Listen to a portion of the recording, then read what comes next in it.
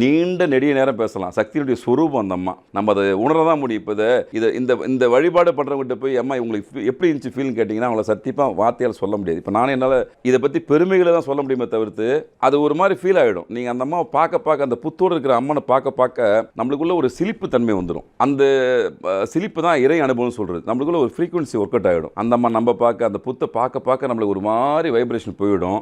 மனசு அலைப்பாந்து நிம்மதியாக ஒரு நிலைக்கு வரும். அப்போ நம்ம வேண்டல் வைக்கும்போது அந்த அம்மா கூர்ந்து கேட்பாங்க, கவனிப்பாங்க. நியாயமான கோரிக்கை அந்த அம்மாட்ட வச்சா கண்டிப்பாக தீர்வு கிடைக்கும். தீர்வு கிடையாத பிரச்சனைலாம் ஒன்றும் கிடையாது. ஆனால் நாம் செய்த தவறை நாம் உணர்ந்து கேட்க வேண்டும்.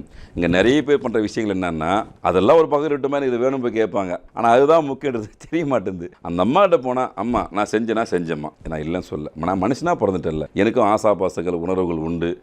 கிரக ரீதியான சேர்க்கைகளை ஏதோ ஒரு விஷயத்தில் நான் நடந்துட்டேன், தப்பு பண்ணிட்டேன், இல்லைன்னா சொல்லம்மா, மன்னிக்கிறது உங்களுடைய தாய், நீங்கள் அம்மா அப்படி கொஞ்சம் பார்த்து செய்யுங்கம்மான்னு சொன்னால் கருணையே வடிவானுங்க அந்த அம்மா. உக்கிரமான தெய்வங்களுக்கு உண்மையிலே உள்ளுக்குள்ள சாந்தமான ஒரு சொரூபம் உண்டு. வெளியே பார்க்கறதுக்கு உக்கிரமா இருந்தாலும் ரொம்ப அமைதியான ஒரு மனசு அவங்களுக்கு உண்டு. உங்களை நீங்க போனோடனே யோசிப்பாங்க, நம்ம பையன் நம்ம கிட்ட கேட்டானே, நம்ம பொண்ணு நம்ம கிட்ட கேட்டுருச்சு, எப்படி விட்டுறது, ஏதாவது ஒரு வழி காமிப்பேருன்னு சொல்லிட்டு நம்மளை அலசி ஆராய்ந்து தீராந்து ஏதாவது ஒரு சின்ன சொல்யூஷன் ஆகுது.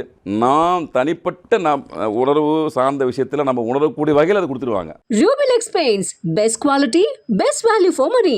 உங்கள் பேர் சொல்லும் பெயிண்ட் ரூபிலெக்ஸ் பெயிண்ட்ஸ்.